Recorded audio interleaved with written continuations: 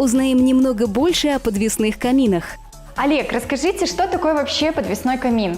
Подвесные камины отличаются просто от обычных собратьев тем, что они воздушные, они красивые. В данном случае мы видим вот яркого представителя испанского бренда. Он очень классный, красивый и брутальный. Подвесные камины бывают пристенные, как мы видим, и центральные. Центральные еще бывают поворотные. В стилистике подвесные камины подходят под хай-тек, под стиль техно. А что вы расскажете конкретно про этот камин? В чем его особенность?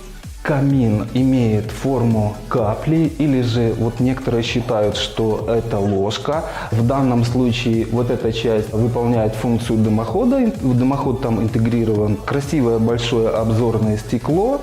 Подвесной камин – прекрасное решение для современного интерьера. Он позволяет сделать интерьер гостиной в доме более интересным и неординарным. Здорово расположиться в мягком кресле с чашкой чая после рабочего дня и наблюдать за вспыхивающими языками пламени.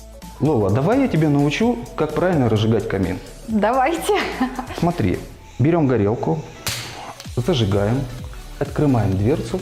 Первое, мы пробиваем воздушную пробку. Когда мы дымоход немножко прогрели, мы теперь можем уже непосредственно зажигать сами дрова. И держим вот здесь. Ждем, пока огонь немного разгорится. Не закрываем полностью дверь. Ждем несколько минут, когда огонь разгорится. Данная разновидность имеет массу преимуществ в интерьере. Небольшие размеры позволяют компактно расположить устройство. Просто в эксплуатации. Обращаться с ним можно без определенных навыков и умений. То есть он постепенно будет вот переходить там на дрова? Естественно, на дрова и разгораться. Все правильно. Помогла нам разобраться в вопросе сеть магазинов «Камин и Бай».